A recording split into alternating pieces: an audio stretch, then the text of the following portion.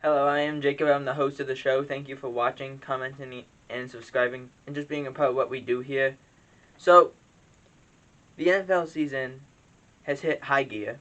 It's been a very rocky ride for a lot of teams, but the teams that have been successful and consistent, they're the ones at the top of the pack and looking down on everyone else. Well, one of those teams that is in the middle is the Carolina Panthers. Carolina head coach Matt Rule, when he was talking about before the game against the Washington football team, he said that he was trending towards starting Cam Newton. Now, according to what Matt Rule said, he said he would start the first play. That's all he said. He'll start the first play. Can you give us some more, coach, here? Like, is P.J. Walker playing? If he is, how much is he going to play? Is that because Cam does not know the offense? Because it's very difficult. You can say, well, they run the same system roughly. No, they don't. And to cram that whole system into a 14-day or less than 14-day time frame, it's not easy. So we saw against Arizona, he played about 9 snaps. And in the game against against Washington, he played about 28, 29 snaps. So it all worked roughly. I'm going to add something to this.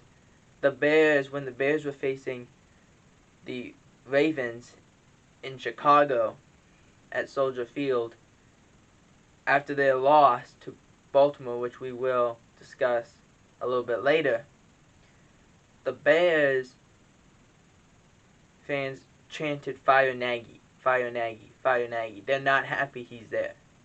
They haven't been. I think this Bears team has drafted poorly. They've not surrounded Justin Fields with the offensive weapons, Mooney and Robinson. There's clearly a disconnect between Fields and Robinson, where there's clearly a connection between Fields and Mooney. They don't run the ball well. Their defense is hit or miss. And their special teams has been very good throughout the year, but it's just they haven't performed well to be put in those positions. But do I think the Fire Nagy is a little too forward right at this moment? No. I think Nagy, when you lose 5 games in a row, and in those 5 games there is offensive mistakes, defensive mistakes, and you turn the ball over, you do this, you do that, or even the play calls just don't make any sense, you're going to get those chants thrown your way.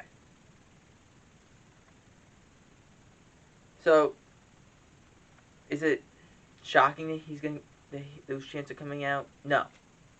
It's just, if you're the Bears, what do you do now? Moving on to the Washington football team, their second-year pass rusher, Chase Young, did in fact tear his ACL. He's done for the season. And this is a big blow. It's not a devastating blow, but it's a big blow because when you don't have a pass rusher, especially as good as Chase Young is, he stops the run. He can go after. He can pin his ears back and go for the quarterback. So he does all these things. Him not on the field is a big blow for the Washington football team, but it's not completely devastating. That defensive line is still very good. The 49ers elevated defensive back Tony Jefferson from the practice squad. He played against the Rams on Monday. He didn't do a whole lot, mostly a special teams guy. Von Miller and Odell Beckham Jr. did play. The Rams didn't play well that day. It just happens. You can't play the game that way, I think. if you're the Rams, you have to be better on the defensive side of the ball. You have to figure out how to stop the opponent's run. You got to figure out how to stop the run game in order to have the chance to go for the quarterback.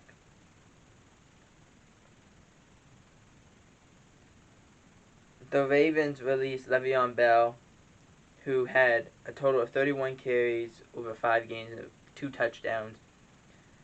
They said that they would not be against the idea of bringing him back, probably on the practice squad. Here's my thing, if I'm the Ravens. I understand you got Latavius Murray coming back. But